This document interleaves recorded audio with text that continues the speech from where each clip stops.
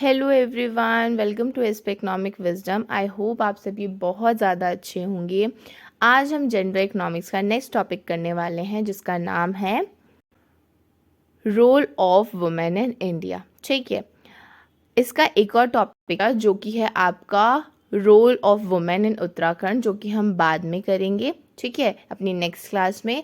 आज हम अपनी क्लास में डिस्कस करेंगे कि इंडिया में क्या रोल है वुमेन का। ठीक है, जैसे कि इसमें आपका पहला पॉइंट है, historical women all around the world have faced a similar set of issues like lack of education, early marriage, no freedom. आप सभी को पता है कि पहले के टाइम पे वुमेन की कंडीशन अच्छी नहीं थी, तो जितने भी वर्ल्ड में वुमेन थे वो एक ही तरीके के प्रॉब्लम्स को फेस करते, जैसे कि लैक ऑफ एजुकेशन की कमी होना।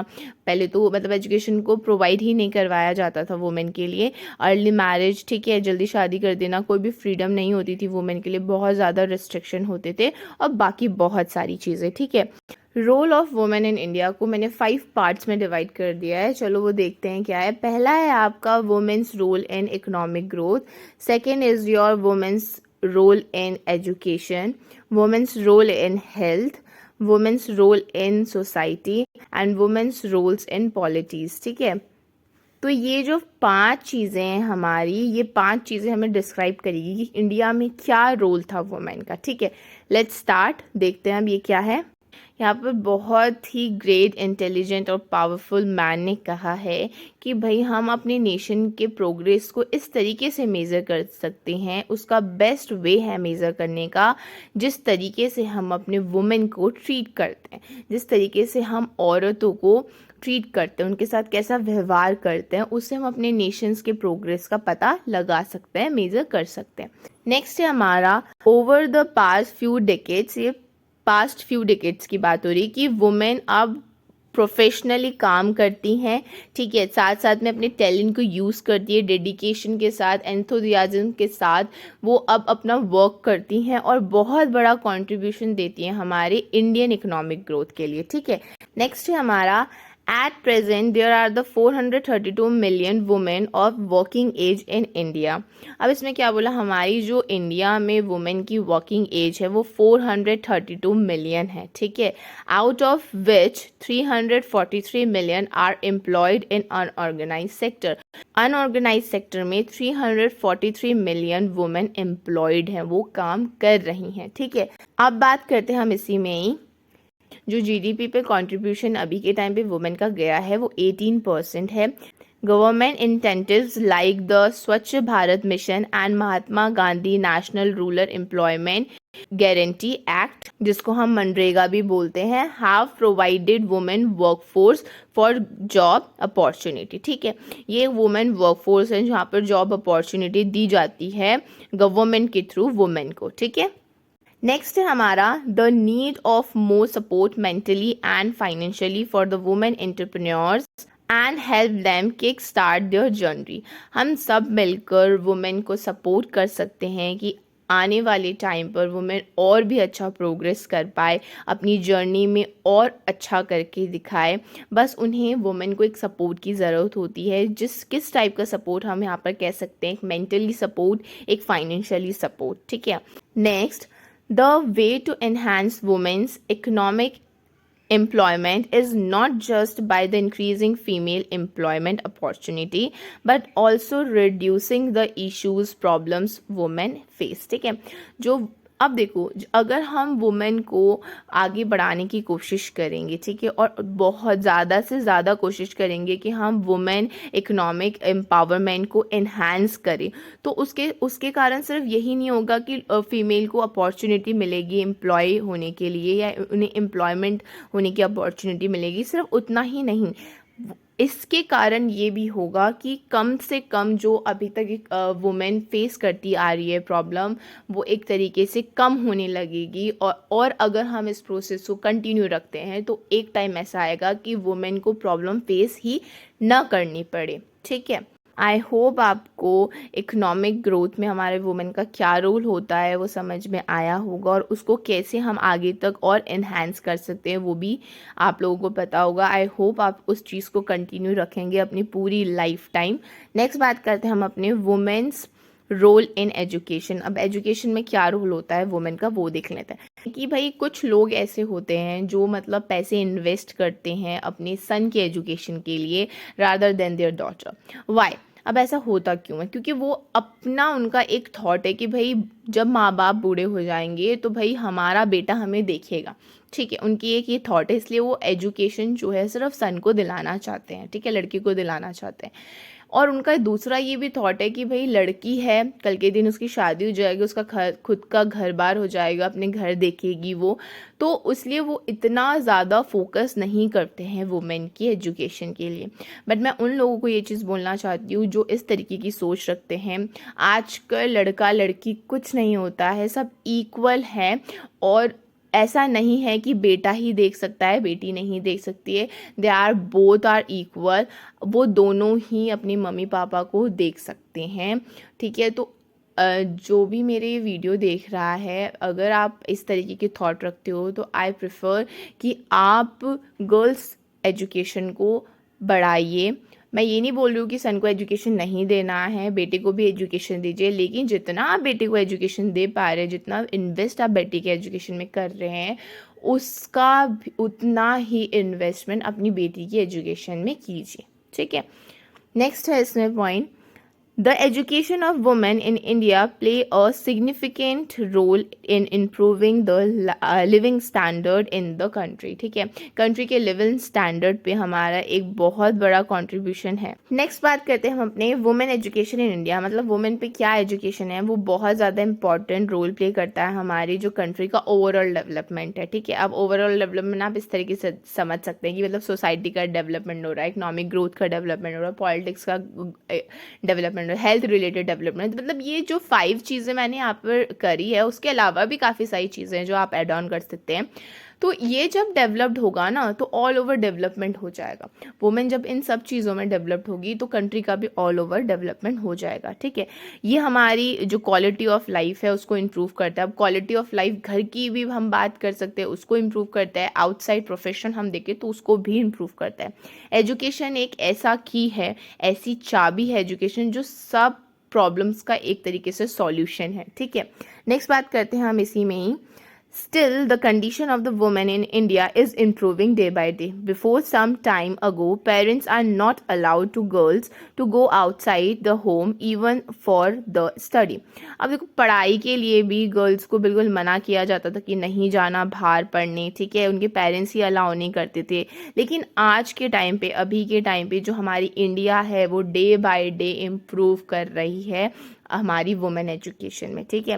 बेहतर से बेहतर बनती जा रही है और हम लोगों को सबको मिलकर इस चीज़ को सपोर्ट करना है। नेक्स्ट है हमारा, if you educate a man you educate an individual, however if you educate a woman you educate a whole family. Woman empowered means mother India empowered.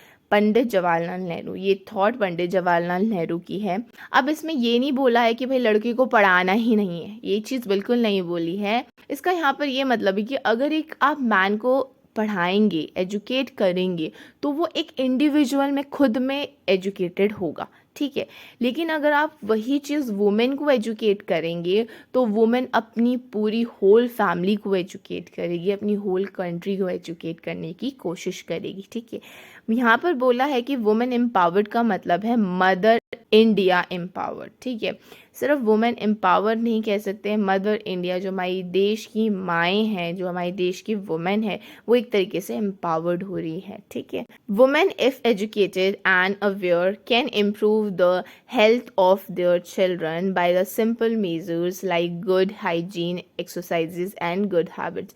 अगर वुमेन को हम एजुकेटेड करें हेल्थ से related और aware करें health से related, तो वो अपने बच्चे का बहुत अच्छी तरीके से ध्यान रख सकती है।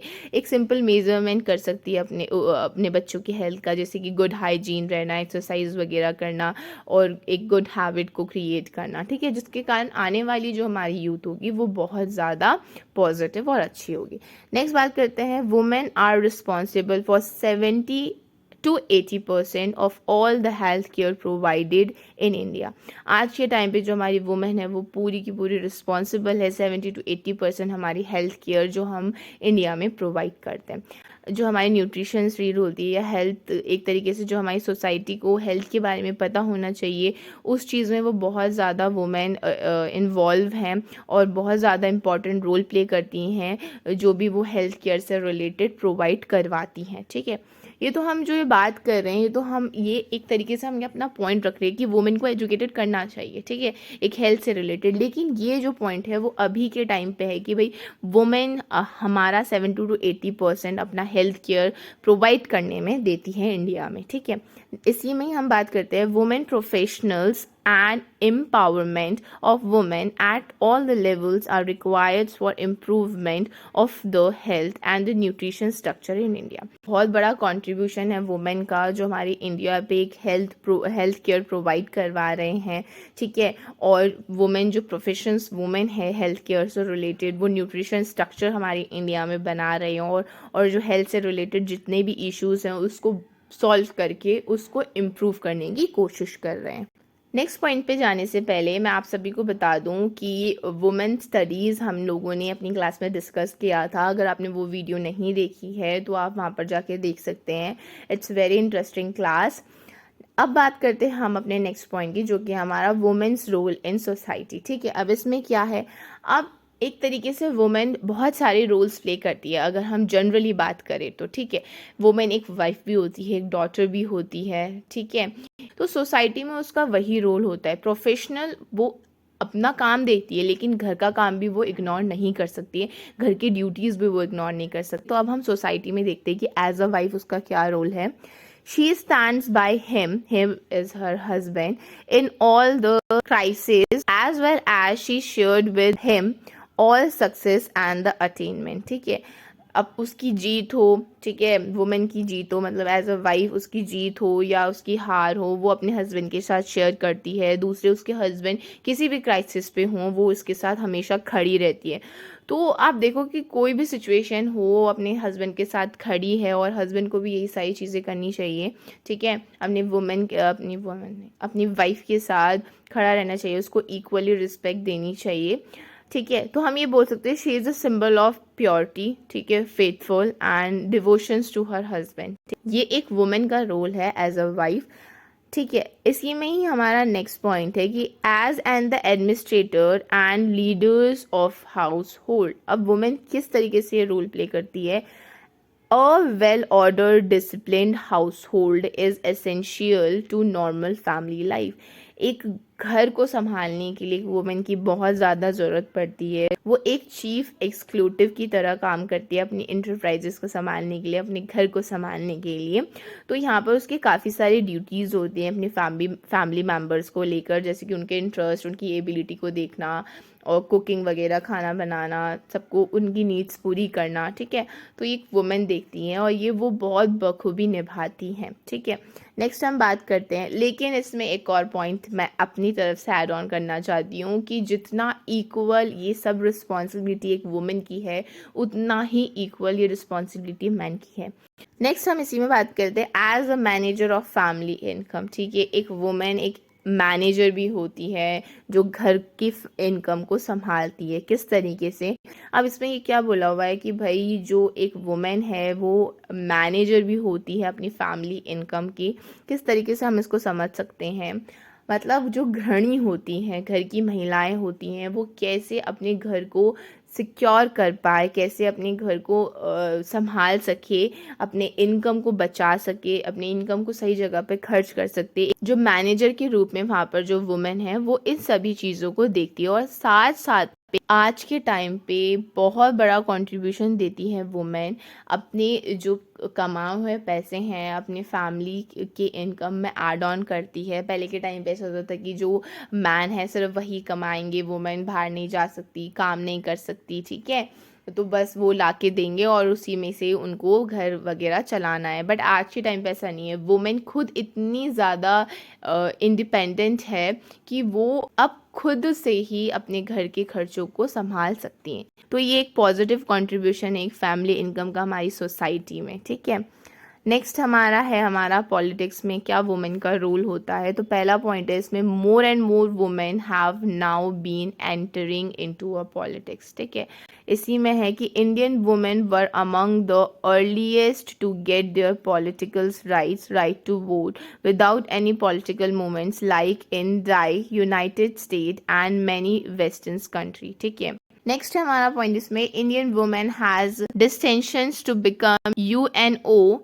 Secretary Vijay Lakshmi Pandit, prime minister Indira Gandhi, chief minister Suchitra Kripalani, Jayalalitha, Uma Bharti, Mayawati and Vasundhara Raje. ठीक है, and even president Pratibha Patil, right.